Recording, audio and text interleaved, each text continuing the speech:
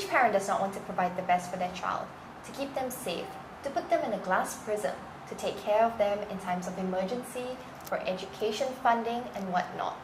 This glass prism is now known as insurance policies. We all know the importance of insurance. Insurance is no longer a should have, it is now a must have.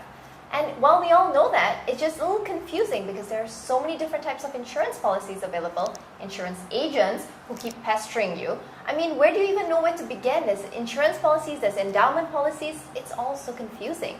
So to try to navigate into this world, we invited Miss Phylise Er, life insurance planner with Axa Life Insurance Singapore Private Limited, to join us. Hi, Rashmi. Hi, Phylise. Hi. So tell us, what exactly is insurance and is it really important? I mean, we all already have CPF and a lot of our companies provide us with medical benefits as well. So do we really need insurance? Well, life insurance is meant to cover people that matters to you. With regards to CPF monies are actually your savings. There are 3 accounts in your CPF savings: ordinary account, special account, and MediSave accounts. But the balance in MediSave account, you could actually use it for the insurance premium for the MediSave approved health insurance, or you could also use it for medical expenses. However, it is not sufficient just to rely on CPF MediSave account for your medical expenses, because when it comes to medical expenses, there's always a limit that one can tap on to pay for his or her medical bill from the MediSave account. When we talk about companies' insurance, I'll look at 2 things. The first thing is the portability. The second thing is the comprehensiveness. A lot of time, the company's group insurance are not portable, which means once you leave the company, the coverage will stop.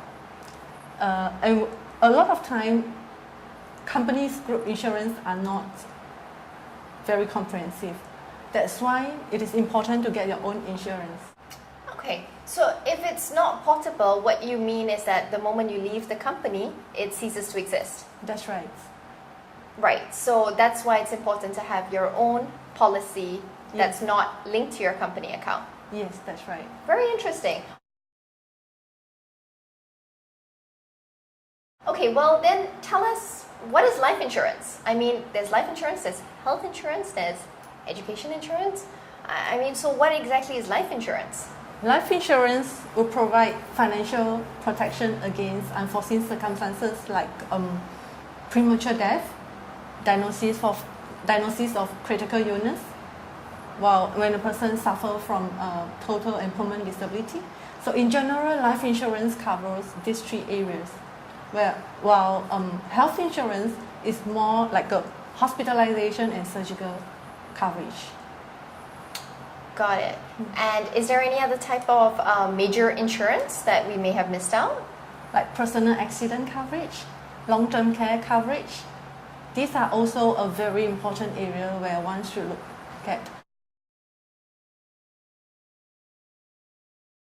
And what about if you can't afford to pay it and your policies lapse? What does a policy lapsing mean? Policy lapse means there is no coverage when once stop the premium. So there are policies that do not have any cash value accumulated in the policy. When there is no future contribution of the premium, the policy will lapse.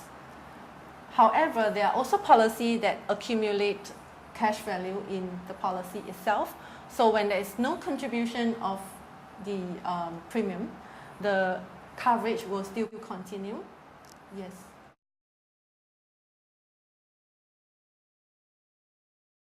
Women, we love shopping.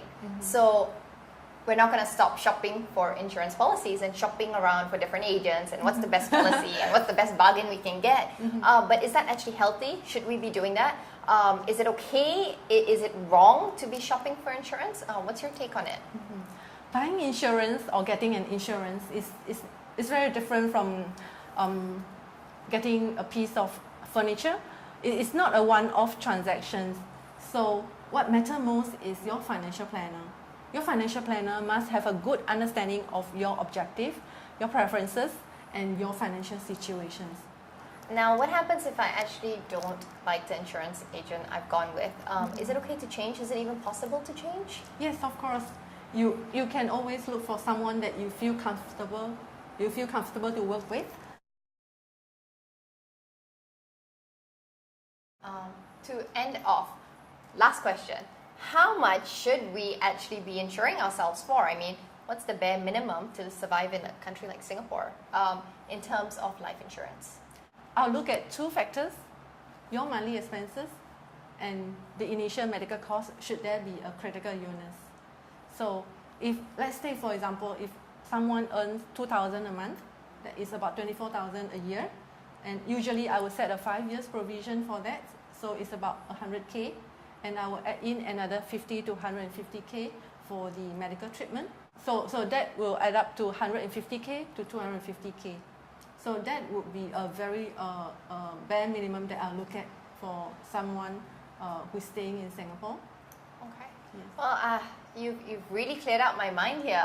It's great stuff. I hope all of her advice and tips come in handy and useful for you as well. If you have any more questions for Phyllis, you can always contact her 24 hours a day via email. You just have to drop her an email at phyllis@theasianparent.com, or you can even check out her website. It's at www.phyllis.com. And yeah, thank you so much, Phyllis. Thank you, Roshni.